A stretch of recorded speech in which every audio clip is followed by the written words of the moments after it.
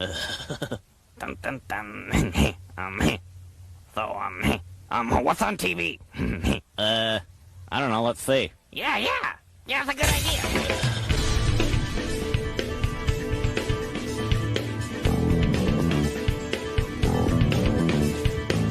Hail to the king, baby.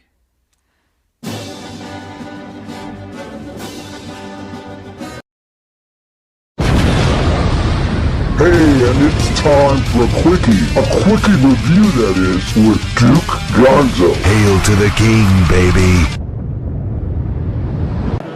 Hey, this is Chris Gore. You're listening to Dr. Gonzo Radio on Dr. Gonzo Piqua something.com. I don't know. What am I supposed to say? Yeah, we'll have Zach. I'll have Zach do the next bumper. Do you watch Dr. Gonzo? Yes, Dr. Gonzo. Hey, Dr. Gonzo's here. Put a dime in him, you gotta let the whole song play out. He's like human jukebox. Oh, he's a talker, ain't he? Our parents were the greatest generation. Our dads went overseas to fight a war. As soon as they came back, they grabbed our moms and hit the sack, and there they stayed from 1946 to 64, making babies. Lots of babies. The baby boomers. 76 million. And we grew older, but we're not dead.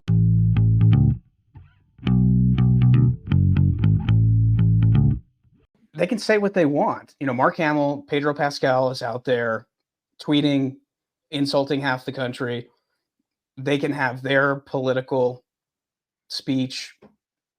You know, it's free for them to say whatever they want, but she can't say what she wants. So Right. So what we're saying here is the right, like Gina Carano is suing Lucasfilm because she said what she wants to say, but guys like Pedro Pascal, of course, you mentioned Mark Hamill, they can say what they want to say as long as they've checked off those little DEI check boxes.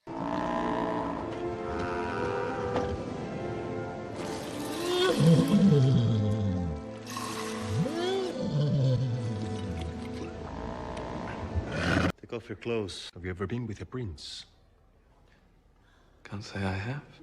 They're allowed free speech, but it's the people on the right. And you're absolutely right. There is time for a paradigm shift. And I would love to see Elon Musk work with, was it Nelson Peltz? Nelson Peltz. Right. Yeah, on the whole Disney thing.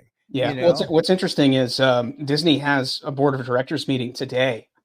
Oh. So it's no surprise that this dropped yesterday, because this is going to give them probably something to talk about, even though I kind of doubt they're going to talk about it or bring it up. But I'm sure guys like Nelson Peltz and others will want to talk about it. But yeah, you know, I think the pendulum is starting to swing the other way. I think that this is a great battle in the war on cancel culture and the corporatization of entertainment, because, you know, before these businesses, these entertainment entities like Lucasfilm and Pixar, before they were 100% corporatized and sold off, you know, they didn't get into these kind of fights and squabbles. This wasn't something, you know, artists were artists. They're able to have their private lives, to say what they want to say. The same as Pedro Pascal and Mark Hamill. They're afforded, you know, the opportunity to say what they want, because the people making these decisions at Lucasfilm share their same opinions and their thoughts. So it's okay for them. But, you know, I've always said that I think what happened at Disney largely was, once it became this big corporate monolith, this, you know, kind of part of this big corporate entity known as Disney, whoever is in HR, whoever's behind the scenes, these marketing stooges who have PhDs in DEI and ESG and all of this woke crap, they're the ones who are coming down on people they don't agree with. And it's even beyond checking off boxes. It's basically, I don't like how you think, so I'm going to destroy you and destroy your career. And Gina's mainstream career is largely destroyed. You know, I mean, before she's working with Steven Soderbergh, she's working with, and probably had more opportunities within the mainstream. You can't get more mainstream than Disney, frankly. That's an American icon, has been. But, you know, I think that, you know, she's asking for $75,000 plus punitive damages. That could mean anything, dude. Oh, I mean, yeah. No, I understand. punitive damages. I mean, that's where you have to go in and kind of, we'll wait to see what that entails. But, well, you know what? Gina was in Deadpool too. Right. You know, I mean, she's been in Disney. She's been in Marvel films. Right. She's really run the gambit. I just think that she's the perfect person to mount this. She really kind of has nothing to lose at this point. You know, it sucks that her mainstream career has been crushed, but I don't think that without that happening, she'd be in a position to do something like this. And I love the fact that she wants to be reinstated. A lot of people are probably like, you know, why? You know, why would you want to go back? Well, why would you want to go back to the Mandalorian? You know? Well, for one, everybody loves the character. I think. Oh, sure, I did. Yeah. I think that series that they had planned for her would have been an instant success. I still think it would be a success if they did bring her back. But I think, like, they set a precedent by canning her and then smearing her and maligning her and dragging her through the mud and destroying her, you know, commercial appeal. She was also dropped by her, I think CAA or whoever repped her. They dropped her too. Right. So it's kind of like she's going to set the precedent now. She's going to set a new precedent, which is if they win, and I don't know exactly what winning means to her, you know, if she gets a little bit from them or if she gets everything she wants, you know, we'll see, because it's probably going to end up being settled and it'll be sealed and nobody will know. Unless she, you know, magically appears back on the show. But I think this is about setting a new precedent, which is you can't do this and get away with it. So she's going to set a new precedent by being reinstated back on the show. And no matter how awkward it is for her or her cast members or directors or crew, that needs to happen.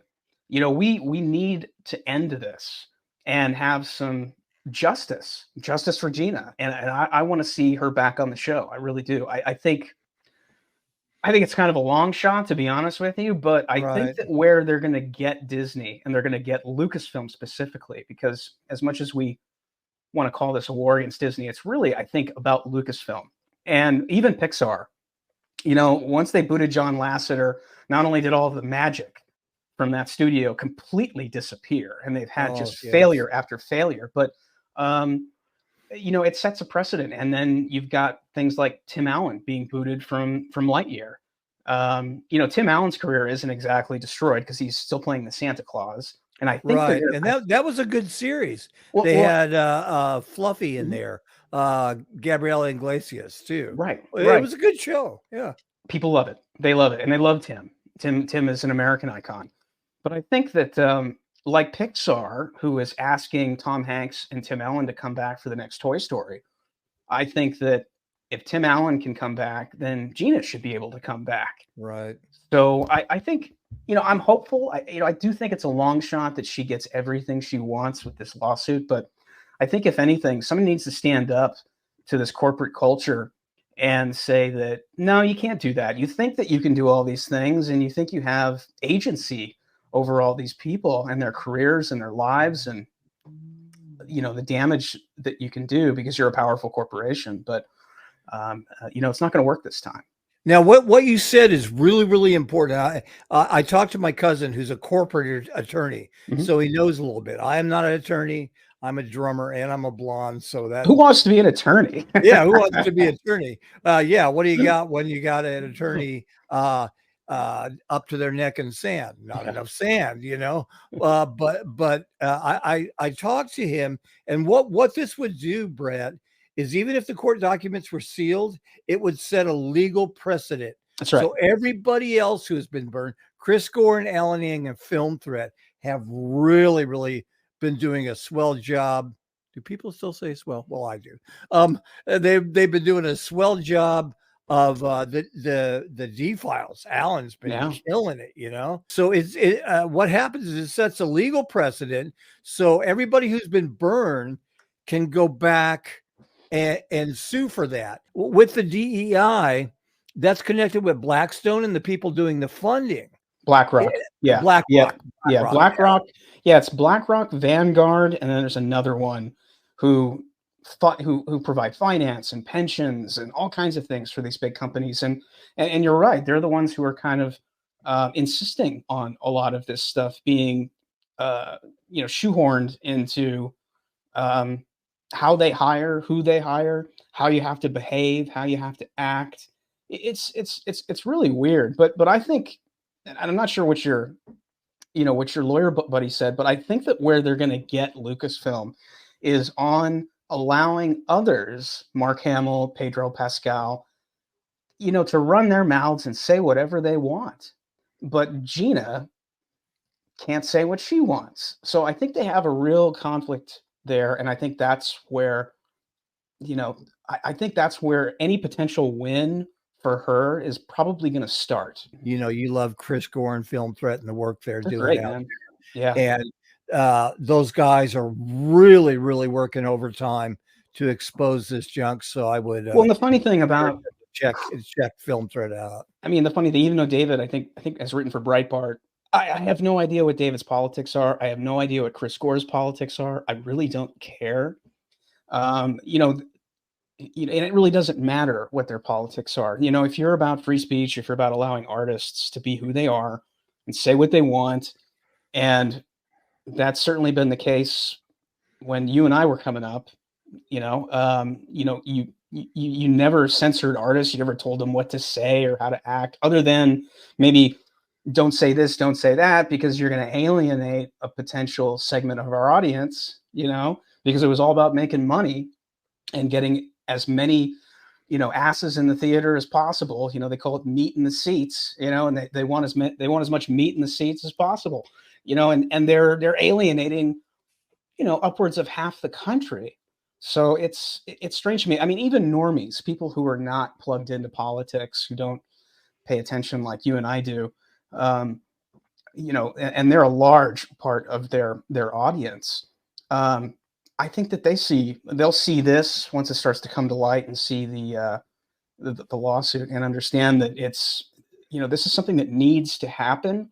And I just don't think there's anybody more perfect to mount this kind of suit and this attack. And this, essentially it's a fight back. They're fighting back against these corporate overlords. And, I mean, they put her through sensitivity training. They tried to reprogram her. Right. And she refused to go to those. Yeah. And it's almost like, it's not necessarily like a gulag that they're sending people to, but it's like a ghetto. It's close. Yeah. But it's like you end up in this cyber ghetto. And cyber echo chamber. Yeah. And then you're kind of stuck there, and you don't get the opportunities that you would have before. So, I think she's got a good case. It'll probably come down to the competency of the lawyers, and I'd imagine a jury, even though I'm not sure how some of this stuff works. But I think it's pretty clear. And again, I think where they're going to really get Lucasfilm is on allowing Pedro and Mark Hamill, to just basically, say whatever they want, no matter how nasty it is. And Mark Hamill especially, he's probably the worst. But I mean, Pedro was out there in the last election basically calling half the country Nazis. Right. So I mean, some of this stuff, it just doesn't work. And I just think that the timing's right. I think people are largely fed up with a lot of this stuff, and I think they just want their actors to just act, and they want the best people to get the job. I think I don't think that The Mandalorian benefited from not having Gina in season 3. I think it hurt them. I think it hurt the show. Absolutely. It soured a lot of people. I haven't seen season 3 because after all that happened, I just got really tired of Disney Plus.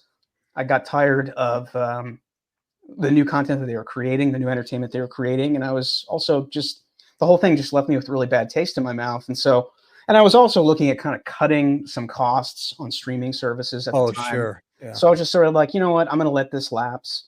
And I've got Mando seasons 1 and 2 on bootleg, which a buddy of mine, got for me. And I was just kind of like, well, I'll just buy the seasons on Blu-ray when they come out, so I can have the stuff that I like. And in that sense, I can send a message to Disney, which is, no, I'm not going to pay for your streaming service because I don't like what you're doing. I don't like the trigger warnings that you're putting on films. I don't like the fact that you're taking films away forever. You're just scrubbing them. I don't like the fact that you're censoring certain films. And also, I don't really like the content, the new entertainment that you're putting out. So I'm going to spend my money on the stuff that I like. And in that sense, send a message. This is what I like, and this is what I don't like. And they can figure it out. I've got a copy of Song of the South coming to me toward the end of the week. That's so funny.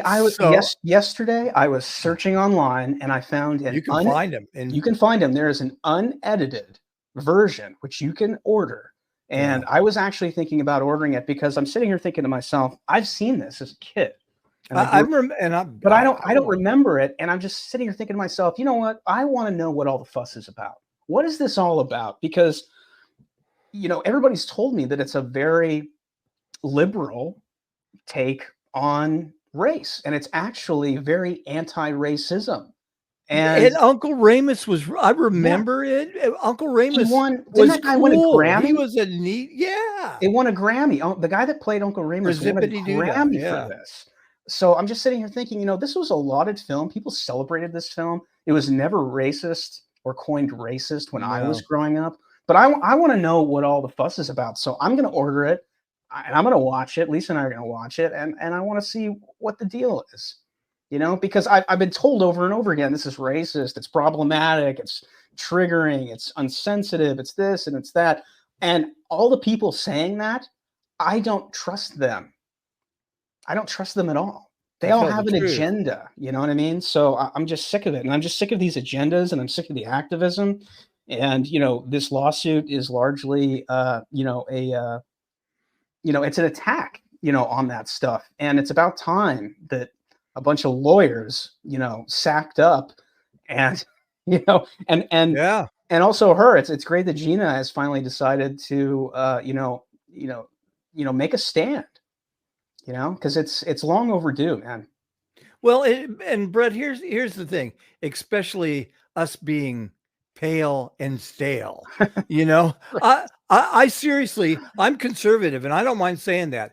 Sure. And I do this for my sons. I do that for good guys like you who are still in the middle of a great career. I'll tell you what, Brett is my friend. He's from Phoenix originally. And I tell you what, he does a great job in comic books. I admire his work.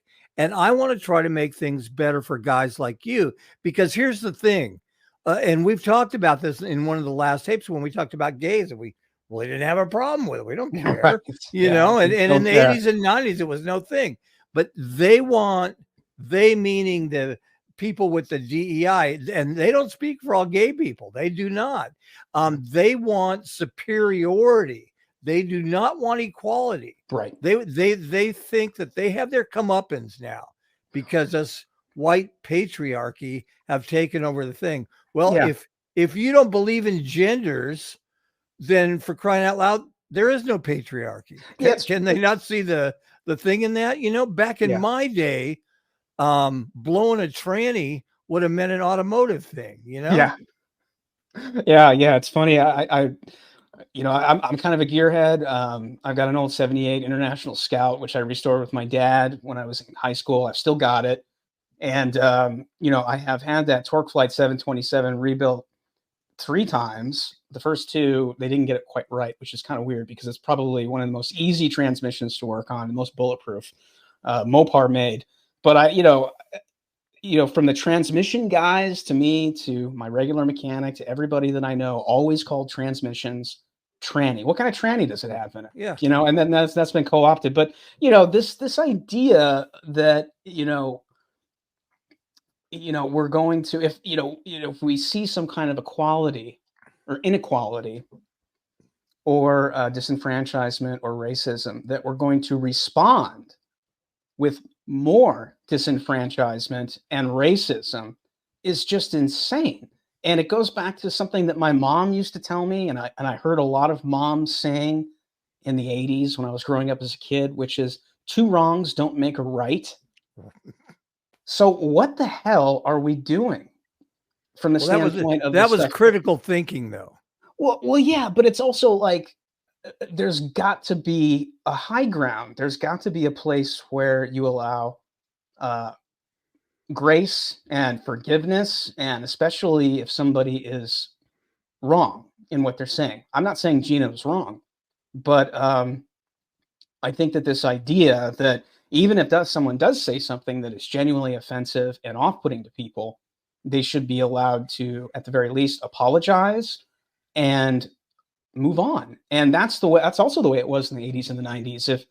If Roseanne or any comedian or any performer said something offensive that largely potentially alienated the audience or the culture, they would typically go on like an apology tour. You know, they do Good Morning America, and they do this and they do that, and they'd go and they say, yeah, I was wrong. You know, this is what I was thinking when I said it. And, you know, obviously I was wrong and I'm sorry, you know, and I ask everyone's apology, or I ask for everyone's forgiveness.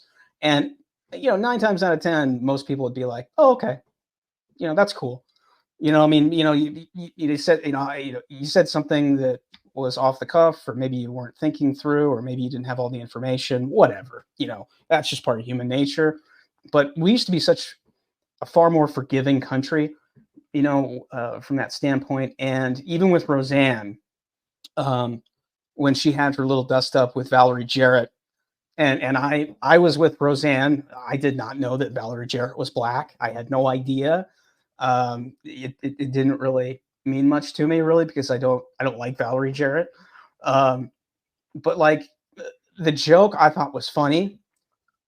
It didn't have anything to do with race, although they shoehorned it into being something racial. And then obviously Valerie Jarrett jumped on the victim bandwagon, and, you know, and then you got Roseanne getting canned, and it's just nuts. And it just makes me think that one of the things that's in the lawsuit, or one of the things that I think I read yesterday about Gina's lawsuit, is that it's just not her. There are others. Correct. And I'm starting to think that maybe Roseanne's in on this too. I know she got a payout from ABC recently, but wouldn't be surprising if there are others in this, and that maybe it's like a class action thing where it's Gina and other people who are all being backed by X and suing former employers. So, and we're going to pivot just a little bit now, and we lost some great people, man. Carl Weathers and Toby Keith.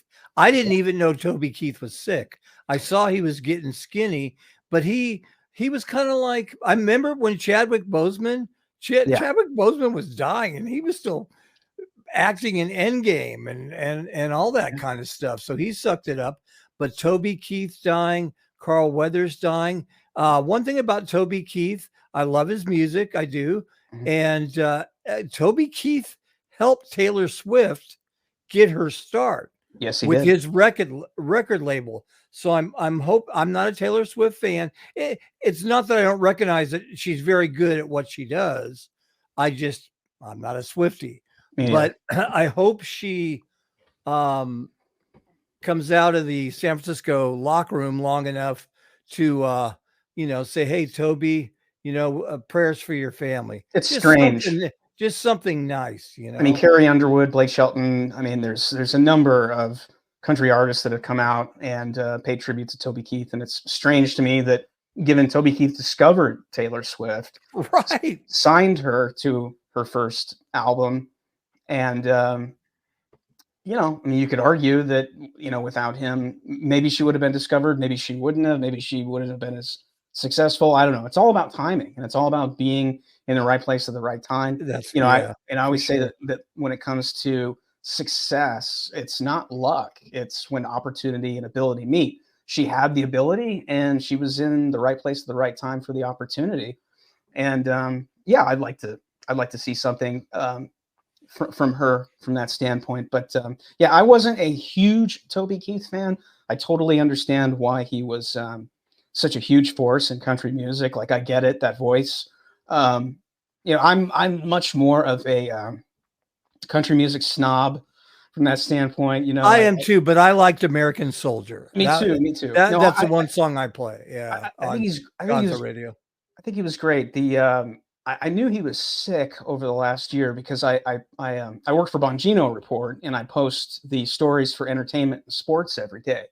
So I've just kind of got my nose in the news when it comes to entertainment, because I've got to post 6 stories every day there. So we have fresh news up every day, and I was kind of tracking that, hoping he was going to do better. I know that he was kind of in and out of remission, but the one thing that cancer does, man, is it just kind of whittles you down to a little nub. And no matter how many times you get into remission, which means that you're cancer free, even though you're not. Right. It wears the body down, man. It just adds a lot of mileage to the body, and every time you're forced to go back into treatment, the recovery period takes a little bit longer. And obviously, as you get older, you don't heal the same way. So, it's one of those things where I knew, I don't know how much time the guy has left, but, it's probably not a lot. So, 62 though. 62 is nothing, man. And it's the same with, with Carl Weathers, who was just such a tremendous 76. Was Carl Weathers? I think 76. Yeah, something like that. When he passed. Yeah. Yeah, and he was still in great shape. In great shape. One of the things I remember him saying, I watched something with him about Rocky III, and he said that throughout the Rocky films, he said that's all natural when he's talking about his physique. He said, I never used steroids, never juiced, it was all natural, just hard training, diet, and obviously genetics, that plays a large part into his physique, which was just tremendous. But it's sad, man, because Rocky came out the year I was born. That's such a huge movie for me. Stallone is such a huge influence, and he wouldn't be there. He wouldn't be who he is. That movie wouldn't be what it was without the casting. And Apollo Creed, yeah, Apollo Creed is an American icon, man. And no matter, it's amazing how much Carl worked. I went back and I checked his IMDb, and I had no idea that he was on all these. He worked a lot in TV. He's got an incredible, credit list in TV. It's a mile long. Yeah, it's incredible, a lot man. of stuff. And he always Predator. I remember seeing him in Predator as well. Well, and then Action Jackson, obviously, which I think is a really underrated '80s classic. Craig T. Nelson is a great villain. It's got what's the girl? Vanity, Prince's ex-girlfriend in it. It's a good movie. It's a lot of fun. But then he kind of disappeared after some of those action films sort of started to fade, and he showed back up on Arrested Development.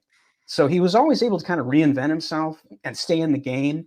And whenever I look at actors who are able to do that over a long period, William Shatner being another one who's just brilliant at reinventing himself and making himself relevant within pop culture, no matter what he's doing, whether it's Star Trek, Rescue 911, TJ Hooker. You look at these milestones where this guy's like, he goes away for a while, then he shows back up, right? And he's doing something different. The spoken word stuff he did with Ben Folds is insane.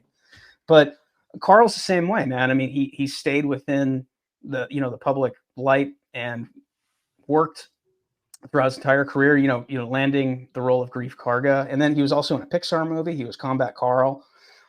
So it's like, I just look at a guy like that and I'm like, man, I hope I'm like that. I hope I'm able to stay relevant and reinvent myself and come up with projects and things that I'm working on that are relevant and, keep the customers coming. But yeah, and you know what? I didn't think of him as black. I just, as a musician, I never thought in those things. Sure. It kind of bypassed that because he was such a good actor. So I didn't think of, he's a really good black boxer. No, he was just a really good. Apollo Creed was Apollo Creed. Well, he was kind of a Muhammad Ali type. That's sort of, he always. I think I would imagine the character is kind of modeled after. And you certainly see cockiness, that. Yeah, all that stuff. The the loud talking. You certainly see that more. And I think in Rocky IV, when he's trash talking Drago. You know, it's either they're in the ring or at the press conference. It's, you know, it's great stuff, and he does it all for theater. It's all about the theater and the pomp and the circumstance. But amazing talent, amazing talent. Seemed like a really sweet guy. I guess Gina Carano said that after she was fired, Carl was the first guy that called her and just said, you know, I'm not. I heard he was a nice guy. Yeah. He said, I'm not going to throw you away, you know, and if you need anything, you know, I'm here. So he's obviously a compassionate guy. Certainly you get that certainly through the characters that he plays. He's able to portray that compassion, that empathy. So yeah, man, it's a tough one. You know, it's weird when your action heroes or, you know, heroes that you grew up with, even if it's just guys who played your heroes when they die, and when they die young. Because I just look at 76 and I just say to myself, to me, that's not old, especially for a baby boomer. You know, 76 is not the same 76 as it was for my grandparents, you know, who lived during the Depression and fought in World War II. So it's a little different. It was kind of shocking to me, you know, but that's why I'm trying to lasso the baby boomer audience, because I'll tell you what, being transparent, I'm going to be 67 next month, March 2nd. Sure. That's my birthday. Please feel free to send me gifts. Now, I'll be 67 and I don't feel like it. I got my drums right here, you know, and I can still play and I still function, and you don't feel like it. First thing in the morning you do, you know, waking up, you know, it's like maybe I ate too many Rice Krispies because of all the snap, crackle, pop, but you know, I still want to give back, you know, we still have something to say. And that's the whole thing. Talking about Carl Weathers and prayers for his family, and as well as Toby Keith's family, and prayers for Gina, just so that she brings all this stuff. It's bringing it out into the light, which is a great thing. It's a great thing.